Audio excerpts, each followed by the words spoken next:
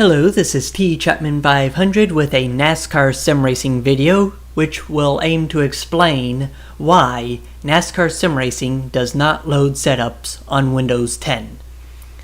So, you might notice that we are on Windows XP, and this is going to be important. So, on the left we have the NASCAR SimRacing folder. On the right, we have another folder with the NASCAR SimRacing No CD patch, which we'll get to in a moment. Right now, let's fire up NASCAR SimRacing and create our first player.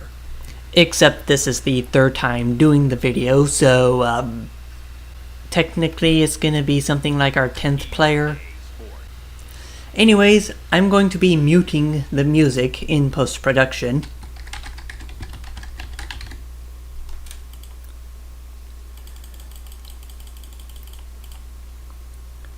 Right. And now I can re-enable audio in post-production. So we have our new player. Let's Alt-Tab out of here. Go to Saves. And here we have the player that we just created. We have the settings folder. Right now it's empty. But watch what happens when I load a racetrack.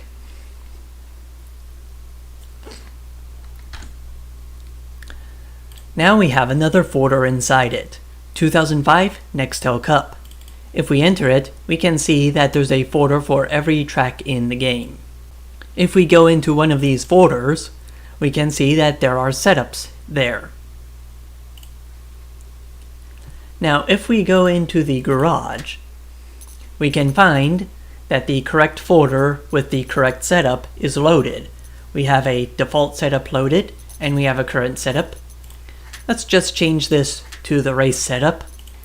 Click Done, go back to the main menu, and then reload the track. We can go back to the garage and see that it has saved our preferences. Okay, now if we go back to the root directory, we can see we have the original file as a copy, as well as the original file as not a copy. But we also have the no CD patch here, which I'll use to replace the original. And you can see the original is 5.67 megabytes. The no CD patched version is 4.19 megabytes. We'll just replace that because we have the backup anyways. Now let's go back into NASCAR SimRacing. We're gonna go back into testing, back to the same track. We're going to go into the garage and wait, what's going on here? There's no folder selected. There's no setup loaded. Let's just fix that. Okay. Go back out. Go back in. Go to the garage and where's my setup? That's what the no CD patch does. And it gets worse than that. Let's create a new player.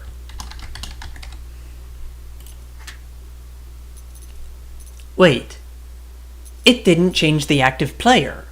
It's supposed to change the active player once we create it.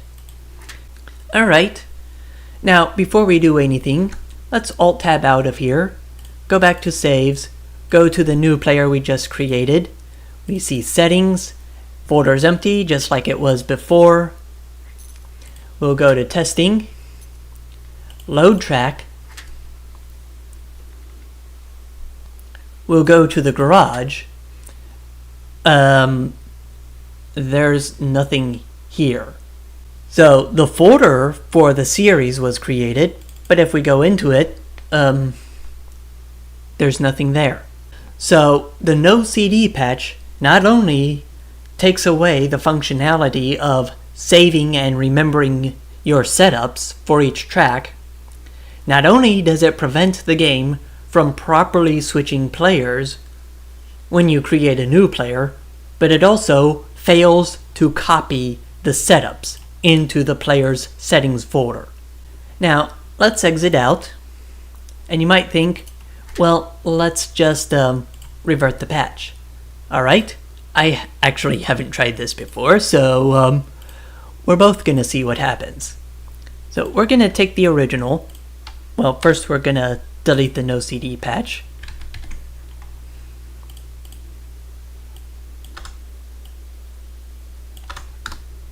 There we go. Let's go back into NASCAR SimRacing and see what happens. My guess is that it simply won't copy the setups because it's going to see that the series folder is already in the settings folder. Alright, here we are, same player as before.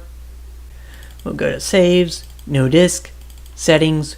We have the series folder, which of course is empty. Now let's load the track and see what we get.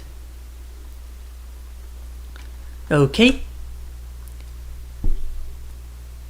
Well, it actually loaded the setups. Or did it? It did. This I was not expecting.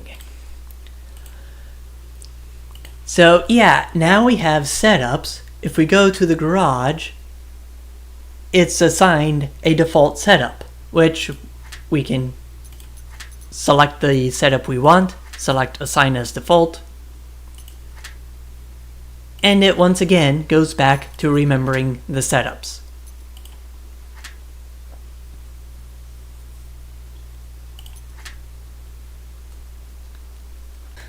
Well, I hope you enjoyed the video. Don't forget to rate, comment, subscribe, and share, and I will see you in the next video.